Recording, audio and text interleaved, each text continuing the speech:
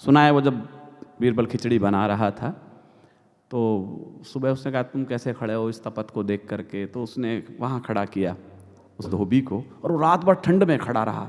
सुबह जब अकबर के पास वो पुरस्कार की बात आई तो वो पलटना चाहा, उसने कहने लगा इतनी ठंड में तुम खड़े कैसे रहे। उसने कहा महाराज कुछ नहीं, बस सामने एक दीपक जल रहा था राजमहल में, उसी की तपत से इस रात भर ठंड का एहसास न हुआ।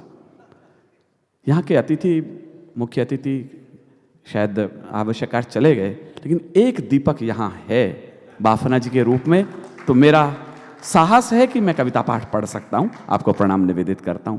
अगर पौरुष महकती शाम के अधीन हो जाए, विनीत चौहान अपना परिचय दे रहा है, अगर पौरुष महकती शाम के अधीन हो जाए, तुम ही बोलो कि रण में बाजुओं को कौन तोलेगा।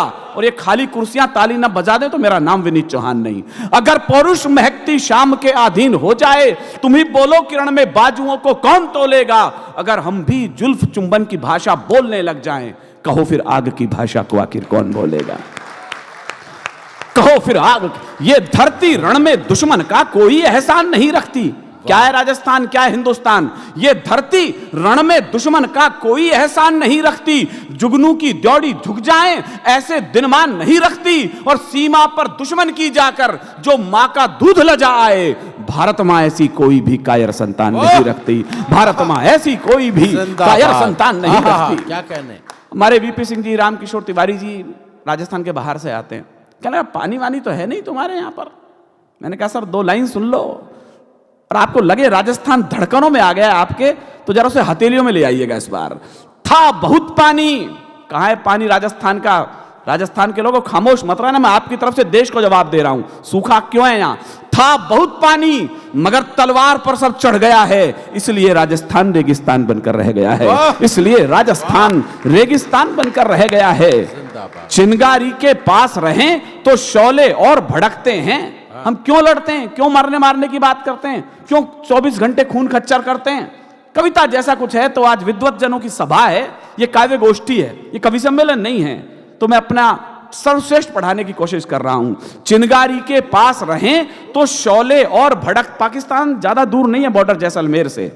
चिंगारी के पास रहें तो शोले और भड़कते हैं, कायर बैरी ललकारे तो बाजू स्वयं फड़कते हैं। और मातृभूमि का एक कण भी उड़कर उस पार नहीं जाए, इस कारण सूखी मिट्टी पर शोणित रोज छिड़कते हैं। इस कारण सूखी मिट्टी पर देखिए, तालियों में कंजूसी मत करिएगा। एक ही चीज सरकार ने छोड़ी जिस पर जीएसटी नहीं लगा है, वो ताली है। मेवाड़ धरा पर युगों युगों इनका एहसान रहेगा। आज का क्रांति बीज बो रहा हूं मैं। मेवाड़ धरा पर युगों युगों इनका एहसान रहेगा। अमर धरा पर चंदन झाला का बलिदान रहेगा। इस बार मुझे खल जाएंगे यदि आपकी तालियां न उठी तो। अमर धरा पर चंदन झाला का बलिदान रहेगा। युग बदले इतिहास भले ही करवट कितनी ले ले, जब तक राणा का नाम रहेगा राजस्थान रहेगा। जब तक राणा का नाम रहेगा राजस्थान रहेगा। जब तक राणा का नाम रहे।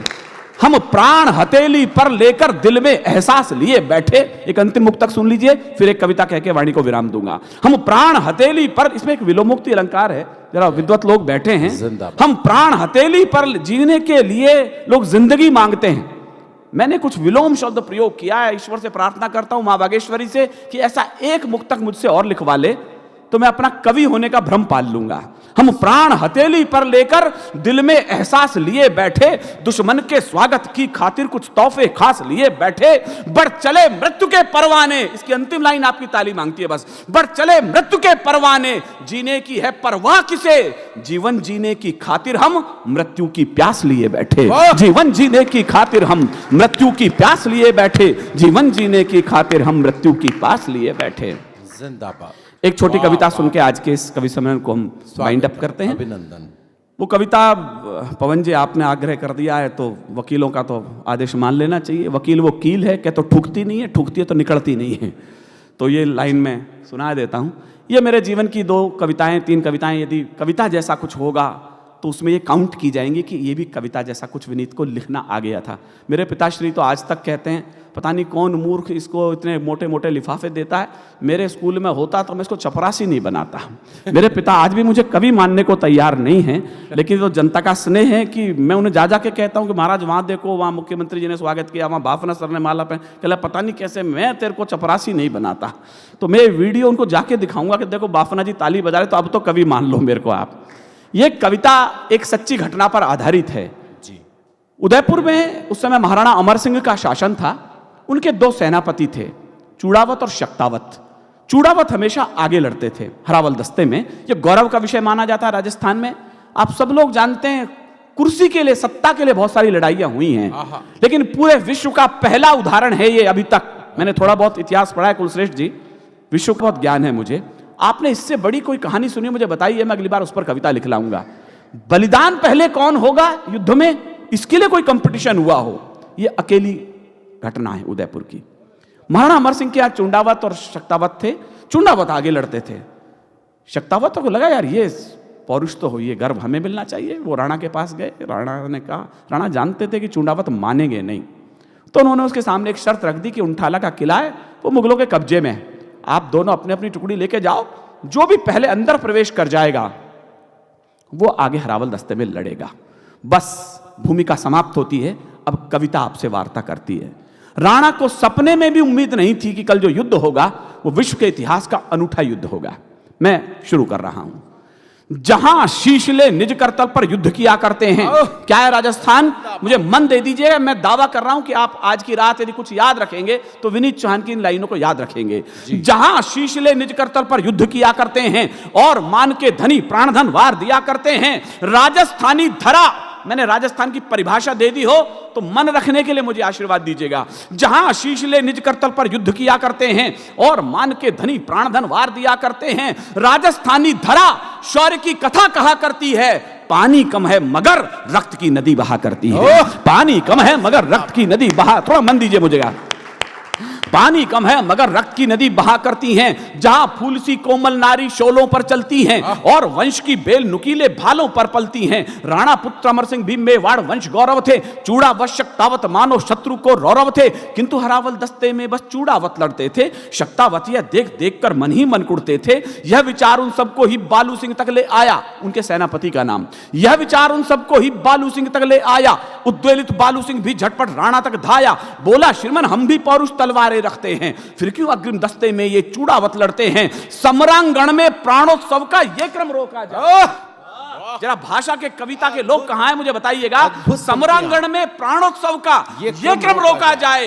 एक बार यह मौका शक्तावत को सौंपा जाए। एक बार यह मौका शक्तावत को सौंपा जाए। चिंतित राणा ने इसमें देखा भीषण अंदेशा। वो जानते थे चूड़ावत मानेंगे नहीं। चिंतित राणा ने इसमें देखा भीषण अंदेशा। चूड़ावत सरदार जैत सिंह को भेजा संदेशा। जैत सिंह ने राणा का प्रस्ताव सुना, फिर बोले जैसे पृथ्वी के कंपन को शेषनाग ठंडोले। बोले, श्रीमन आखिर तुमको क्यों आभास हुआ है, क्या चूड़ावत तलवारों से उठ विश्वास गया है। आप कहें तो बैरी दल से धरा पाट के रख दूं, एक लिंग की कसम चरण में शीश काट के रख दूं। शक्तावत प्रस्तावों ने सच हमको क्रुद्ध किया है। भूल गए घायल कबंध ने पहरों युद्ध किया है। भूल गए घायल कबंध ने पहरों युद्ध किया है। क्रोधित जैत सिंह आंखों में भर अंगार रहा था।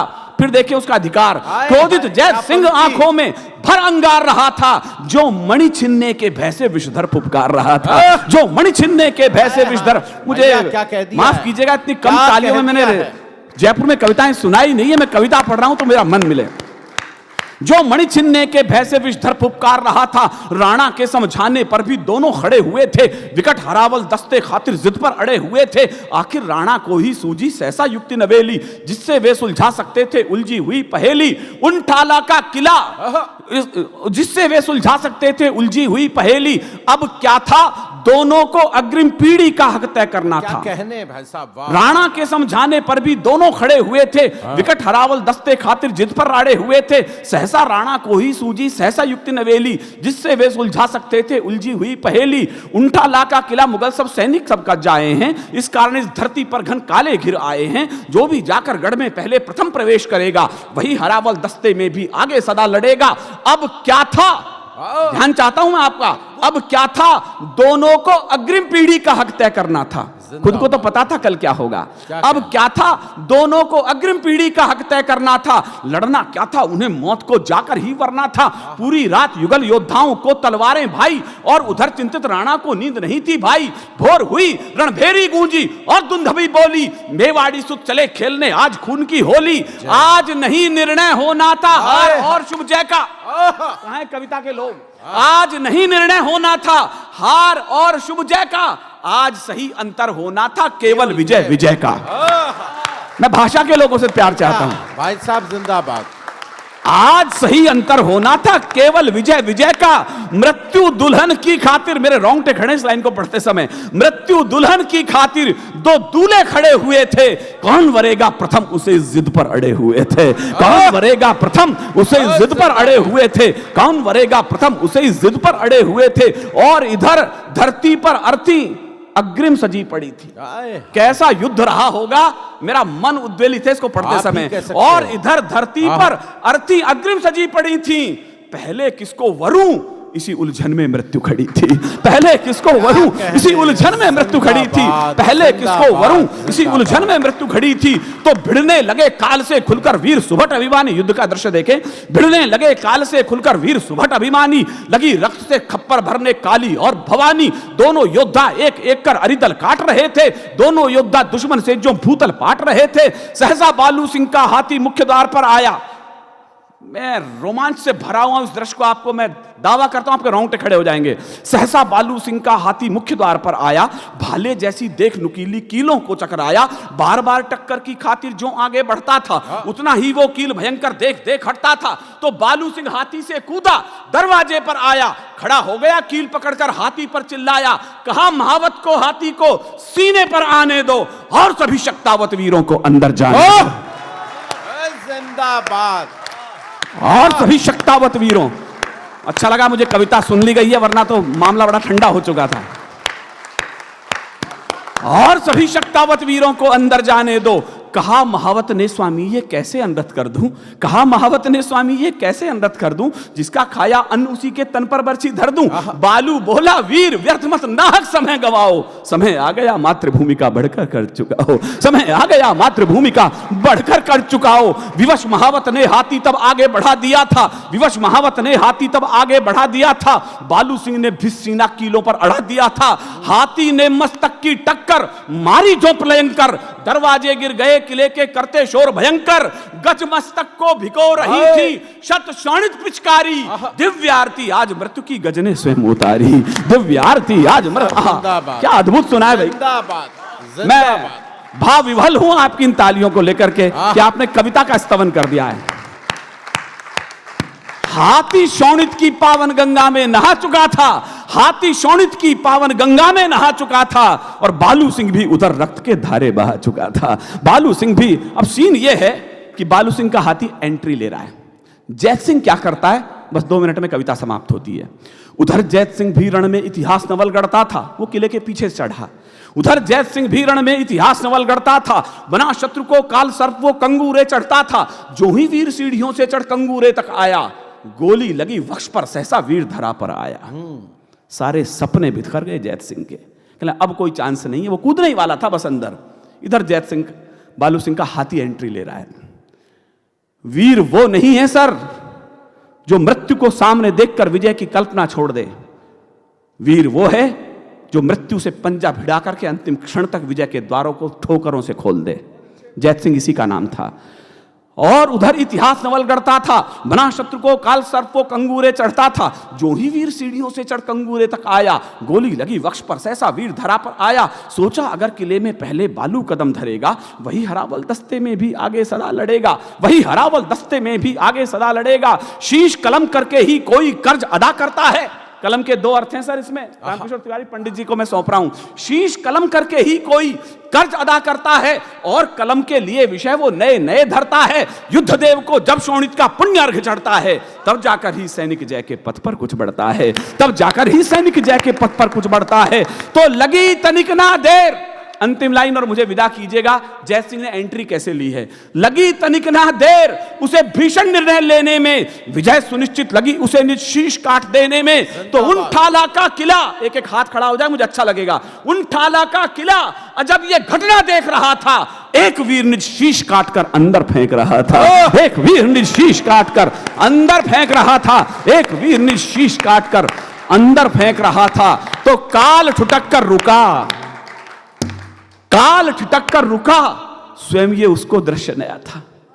काल ठिठक कर रुका, स्वयं ये उसको दृश्य नया था। किसको लिखूं महान, सोच में पड़ इतिहास गया था। किसको लिखूं महान। बहुत बहुत धन्यवाद आपका, बहुत बहुत शुक्रिया। आज के इस काव्य यज्ञ को आपने जितने मन से सुना है, अब बस आधा मिनट और दीजिएगा। जब आपने पूरी आरती में भाग ले लिया है तो प्रसाद का समय आ गया है। पंकज जी ओझा हमारे संयुक्त सचिव यहाँ मौजूद हैं। मैं आपसे निवेदन करूंगा कि आज के इस कार्यक्रम का जैसा उन्हें लगा हो, कुछ कमी रह गई है वो हमारे कवियों के खाते में डालिएगा। अच्छा लगा हो हमारे बाफना जी, हमारी एकेडमी के दोनों डायरेक्टर्स को दीजिएगा।